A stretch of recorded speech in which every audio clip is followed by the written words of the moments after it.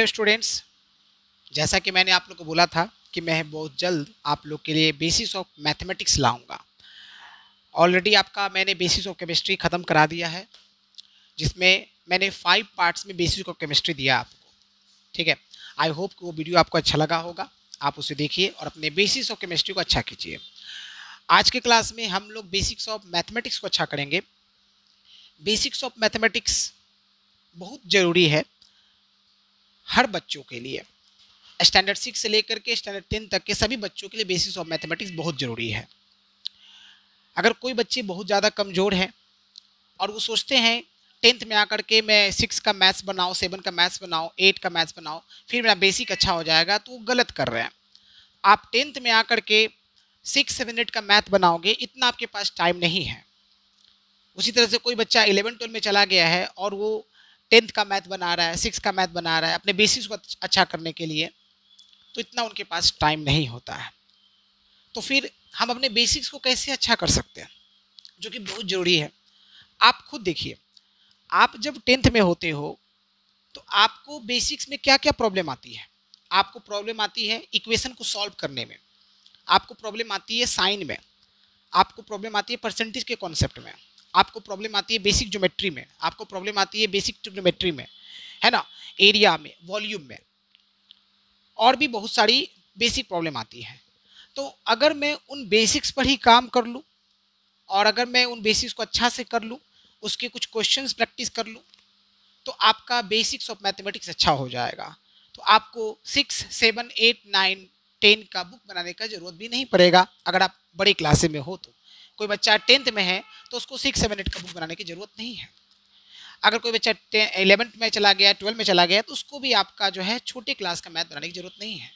वो बेसिक्स को अच्छा करके अपना जो है आगे का मैथ्स कंटिन्यू कर सकता है। तो बिना टाइम वेस्ट किए मैं आपको बता दूं, आज के बेसिक्स ऑफ मैथमेटिक्स में मैं आपको क्या क्या मतलब बताने वाला हूँ वो हम देखेंगे ही, और मैं आपको बता दूं ओवरऑल बेसिक्स ऑफ मैथमेटिक्स में हम लोग क्या क्या पढ़ने वाले हैं। ओके, तो चलिए देखिए, आपके सामने ये बेसिक्स ऑफ मैथमेटिक्स के कुछ टॉपिक्स हैं जो आपको दिख रहा होगा। ठीक है ना। तो हमारा जो फर्स्ट टॉपिक है वो आपको साफ साफ दिख रहा है, साइन एंड सिंबल।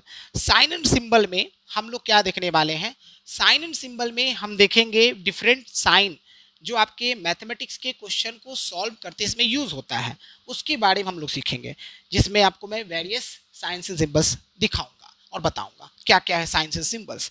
ठीक है ना। जो मैथ्स का ब्यूटी कहा जाता है, आपको साइन एंड सिंबल यूज अच्छे से करना आना चाहिए और पहचानना भी आना चाहिए। ओके, तो हम लोग साइन सिंबल में ये देखेंगे। फिर टेबल, टेबल की बात करते हैं। छोटे क्लास में टेबल आपको पढ़ाया जाता है ना। आप एक सीक्वेंस में फटाफट बोल देते हो, लेकिन कैलकुलेशन में आपको उस तरह से थोड़ी टाइम आपके पास होता है। आपको एकदम टेबल टिप पर होना चाहिए। जैसे मैं बोलूँ 16 2 जा, तो आपको तुरंत 32 बोलना आना चाहिए। मैं बोलता हूँ 15 6 जा, तो आपको तुरंत 90 बोलना आना चाहिए।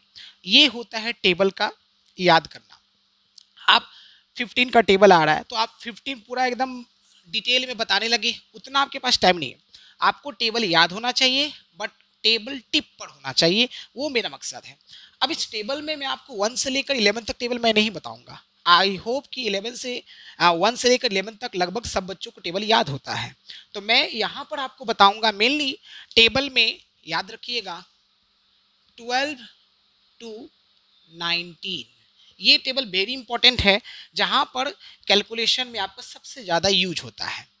तो मैं आपको टेबल के कुछ कैलकुलेशन दिखाऊंगा कि कहाँ कहाँ कैलकुलेशन में आपका यूज आ रहा है। ठीक है ना, वो हम लोग देखेंगे। फिर हम लोग नंबर सिस्टम की बात करेंगे।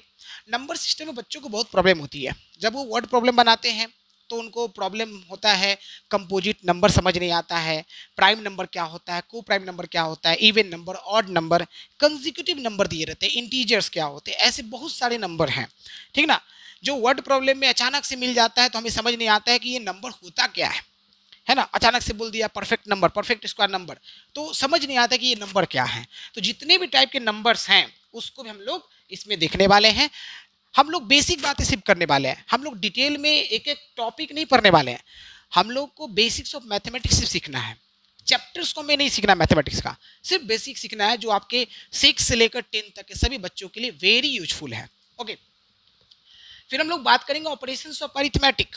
ऑपरेशंस ऑफ अरिथमेटिक, बहुत सारे बच्चे बड़े हो जाते हैं, उनको भी प्रॉब्लम आती है एडिशन करने में, सब्ट्रैक्शन करने में, मल्टीप्लिकेशन करने में, डिवीजन करने में।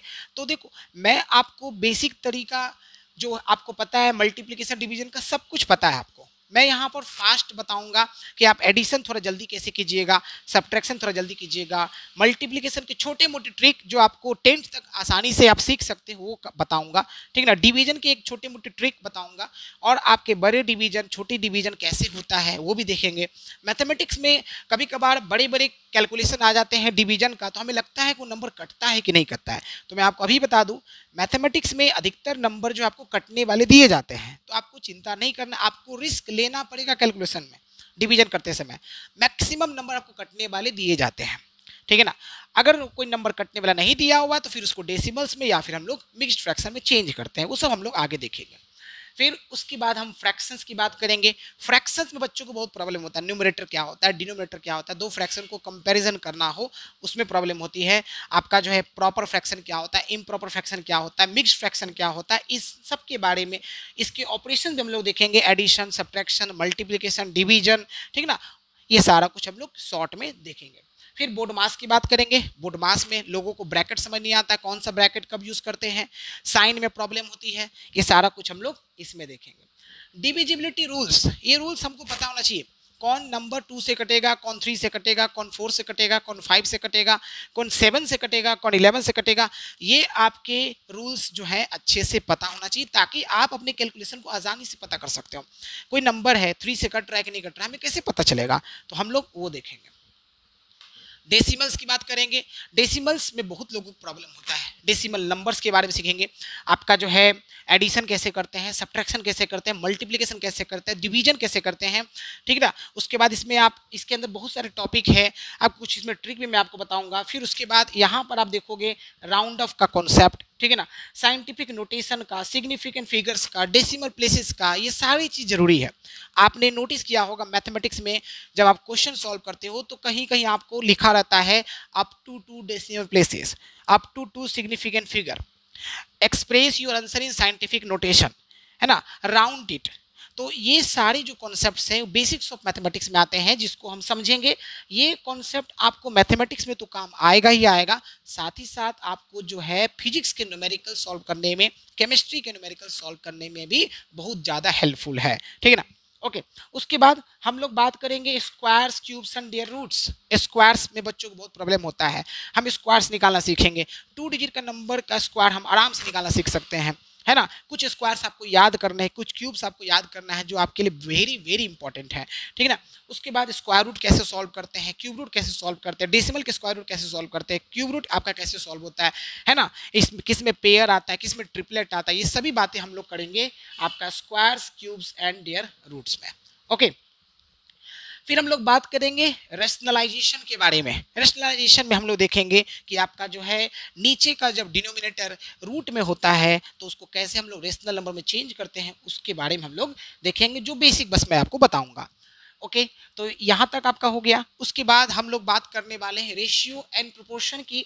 तो रेशियो का बेसिक जो कॉन्सेप्ट है वो सीखेंगे, प्रोपोर्शन का जो बेसिक कॉन्सेप्ट है जो आपको कभी भी वर्ड प्रॉब्लम में कहीं भी दे देता है वो सीखेंगे हम लोग, ठीक है ना। एलसीएम एंड एचसीएफ, फैक्टर्स क्या होता है, मल्टीपल्स क्या होता है, फैक्टर्स निकालते कैसे हैं, मल्टीपल्स कैसे निकालते हैं, एलसीएम और एचसीएफ कैसे निकाला जाता है, इसके 2 मेथड है, मैं आपको दोनों मेथड सिखा दूंगा ताकि आपको एलसीएम एचसीएफ में कोई प्रॉब्लम नहीं आए, ठीक है। अलजेब्रिक फॉर्मूले, हमें लगता है अलजेब्रा में ढेर सारे फॉर्मूले होते, नहीं, आपके बहुत ही लिमिटेड फॉर्मूले हैं। तो आप जो है उस लिमिटेड फॉर्मूले को अगर आप अच्छे से याद कर लो, है ना, उसका एप्लीकेशन करना सीख जाओ, तो फिर आपको जो है अलजेब्रा के बहुत सारे फॉर्मूले याद करने की जरूरत नहीं है, एटलीस्ट स्टैंडर्ड 10 तक तो बिल्कुल भी नहीं। ओके, तो मैं आपको कुछ इसमें जो यूजफुल अलजेब्रिक फॉर्मूले हैं वो सारा बता दूंगा, जो बहुत ज़्यादा रिपीट होता है क्वेश्चन को सॉल्व करते समय, ठीक है ना। Exponent, very important. एक्सपोनेंट का एप्लीकेशन मैथमेटिक्स में हर जगह आपको देखने को मिलेगा, आपके फिजिक्स के न्यूमेरिकल्स में देखने को मिलेगा। तो एक्सपोनेंट वेरी इंपॉर्टेंट है, एक्सपोनेंट के बेसिक कॉन्सेप्ट्स, एक्सपोनेंट के जो लॉज हैं, है ना, प्रोडक्ट लॉ, क्वोशेंट लॉ, उन सब के बारे में हम लोग डिटेल में देखेंगे। फिर हम लोग आएंगे लीनियर, साइमल्टेनियस और क्वाड्रेटिक इक्वेशन। लीनियर इक्वेशन के बारे में बताऊंगा मैं आपको, साइमल्टेनियस इक्वेशन बताऊंगा, क्वाड्रेटिक इक्वेशन बताऊंगा, तीनों का स्टैंडर्डाइज्ड फॉर्म बताऊंगा, कैसे सॉल्व किया जाता है, ये सारा कुछ मैं आपको बताऊंगा। बेसिक ज्योमेट्री लोगों को समझ नहीं आता है कि पॉइंट क्या होता है, एंगल क्या होता है, वर्टिसेस क्या होता है, साइड किसे बोलते हैं, आपका जो है ट्रायंगल कैसे रिप्रेजेंट करते हैं, डिफरेंट टाइप्स ऑफ ट्रायंगल हो गया, ट्रायंगल की प्रॉपर्टीज हो गए, एंगल की प्रॉपर्टीज हो गए, ये सारी बेसिक बातें, लाइन पैरेलल क्या होता है, परपेंडिकुलर क्या होता है, ये सारा बेसिक बातें हम लोग इसमें देखेंगे।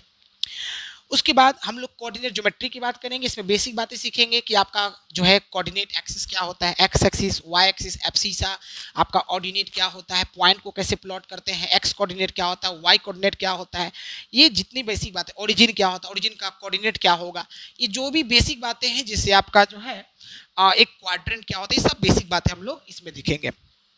फिर now percentage and its application. Percentage very important है।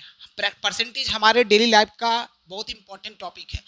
परसेंटेज के छोटे मोटे कॉन्सेप्ट सीखेंगे, परसेंटेज कैसे निकाला जाता है वो सीखेंगे, परसेंटेज के कुछ एप्लीकेशन देखेंगे, जैसे आपको मैं कुछ एग्जांपल के साथ बताऊंगा, है ना। परसेंटेज में जैसे कि प्रॉफिट एंड लॉस है, उसकी यूजफुल फार्मूला, उस पर बेस्ड छोटे मोटे क्वेश्चंस, है ना।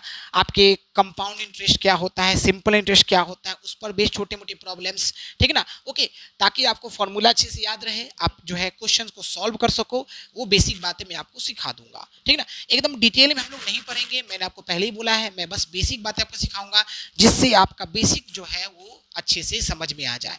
ओके, नाउ अब हम बात करेंगे ट्राइंगल्स एंड पाइथागोरस थ्योरम की। आपके ट्रायंगल्स के डिफरेंट टाइप्स होते हैं, स्केलर ट्रायंगल क्या होता है, ऑब्ट्यूज एंगल ट्रायंगल क्या होता है, बहुत सारे ट्रायंगल है ना। सभी ट्रायंगल के बेसिक कॉन्सेप्ट्स को सीखेंगे विद फिगर के साथ। ज्योमेट्री में आपका फिगर मजबूत होना चाहिए, आपको फिगर पता होना चाहिए। जैसे मान लीजिए एंगल है, एंगल कैसे रिप्रेजेंट करते हैं, parallel line, triangle, rectangle, square, ये सारे फिगर दिमाग में आपको आना चाहिए, ठीक है ना। ओके, उसके बाद हम बात करेंगे पाइथागोरस थ्योरम। वेरी यूजफुल है पाइथागोरस थ्योरम। पाइथागोरस थ्योरम जो है क्या होता है ना, वो सब कुछ देखेंगे। इसका जो इंपॉर्टेंट फॉर्मूला है पाइथागोरस थ्योरम में जो दिया गया है, उसके बारे में सीखेंगे, है ना। राइट एंगल ट्रायंगल के बारे में हम लोग थोड़ा सा इसमें बात करेंगे। फिर हम लोग बात करेंगे area and volume of 2D and 3D figure. 2D figure जैसे रेक्टेंगल, स्क्वायर, इनका एरिया, है ना, इनका पेरीमीटर, ये कैसे निकालेंगे, है ना। 3D फिगर की बात करेंगे तो 3D फिगर में आपका जो है सरफेस एरिया कैसे निकाला जाता है, वॉल्यूम कैसे निकाला जाता है, वो हम लोग सीखेंगे। देखिए यहाँ पर आप कंफ्यूज मत होइएगा, एरिया एंड वॉल्यूम जो लिखा हुआ है, एरिया और पेरीमीटर हम लोग 2D फिगर का निकालेंगे, सरफेस एरिया और वॉल्यूम हम लोग 3D फिगर का निकालेंगे। ओके, एंड ट्रिग्नोमेट्री के बेसिक कॉन्सेप्ट्स जो आपको काम आ जाए, बहुत यूजफुल जो ट्रिग्नोमेट्री के बेसिक कॉन्सेप्ट्स हैं, उसके बारे में आपको बताऊंगा जो आपका काम का है, ठीक ना। ओके, और भी आपको कुछ भी बेसिक बातें आता है, ठीक है ना, तो मैं आपको लगे हाथ वीडियो में बताते जाऊंगा, ठीक है ना। तो आप लोग वीडियो को स्किप मत कीजिए, आप जो है अच्छे से इसको देखिए, समझिए, नोट कीजिए, और धीरे धीरे सभी पार्ट्स आपको पूरा मिल जाएगा। आप सभी बेसिक्स को जो है अच्छे से स्ट्रॉन्ग कर सकते हैं। ओके, सो आप लोग यहाँ तक इसको नोट कर लीजिए। ओके।